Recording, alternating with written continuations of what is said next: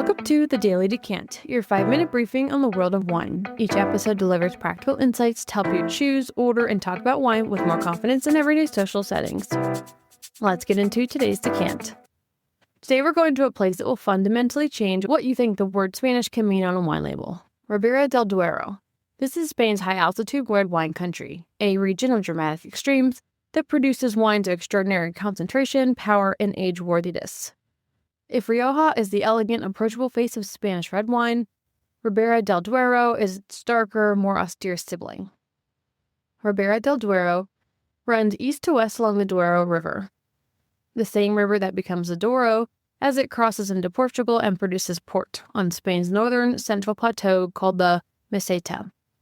The elevation here averages around 850 meters, which is close to 3,000 feet, and that altitude is the key to everything. The climate is brutally continental, blazing hot summers with temperatures regularly dropping 35 degrees Celsius, followed by nights that drop to near freezing. That dramatic diurnal temperature swing, sometimes 20 degrees Celsius in a day, slows the ripening process, builds natural acidity, and concentrates the flavors in the fruit in a way that would be impossible in a more temperate climate. The growing season is one of the harshest of any major wine region in the world. Frost can arrive in May and October, and hail is a constant threat. Yields are low, and the wines at their best are magnificent. The grape is Tempranillo, but in this region it's called Tinto Fino, or sometimes Tinta del País. Same variety as Rioja, but the altitude and extreme climate produce a completely different expression. Where Rioja Tempranillo tends toward red fruit, leather, and elegance, Ribera del Duero Tinto Fino produces wines that are darker, more tannic, more concentrated, including blackberry and plum rather than cherry, tobacco and iron, a structural backbone that demands aging. The best bottles of Ribera del Duero have more in common with a Great Bordeaux or Northern Rhone than anything else in Spain. You can't talk about Ribera del Duero without talking about the Vega Sicilia. This is Spain's most legendary and most expensive wine estate, and arguably the wine that put Spain on the international fine wine map long before Rioja was widely known abroad. Founded in 1864, Vega Sicilia planted Bordeaux varieties, including Cabernet Sauvignon, Merlot, Malbec, alongside native Tinto Fino, and the resulting wines are unlike anything else in Spain. Their flagship Unico is released only after a minimum of 10 years aging, sometimes 20, and is considered by many to be one of the greatest wines in the world. It's also extraordinarily expensive. But even a bottle of their second wine, Balbuena 5 Degree, at a fraction of the Unico price, is a genuinely extraordinary experience.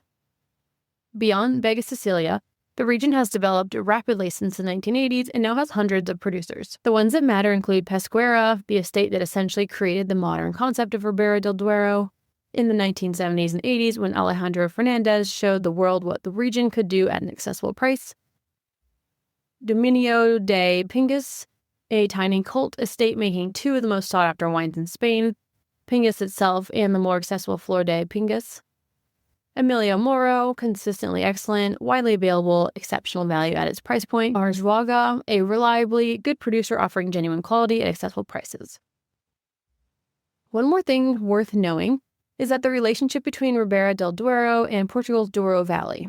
They share the same river, the same altitude, and in some ways the same spirit of ambitious, structured red wine production at the edge of what's climatically possible. If you love one, you almost certainly love the other, and both are producing wines that consistently overdeliver relative to their price compared to equivalent quality from France. The practical takeaway is that Ribera del Duero, at its best, produces wines that rival the greatest reds in the world, at prices that still have room to grow.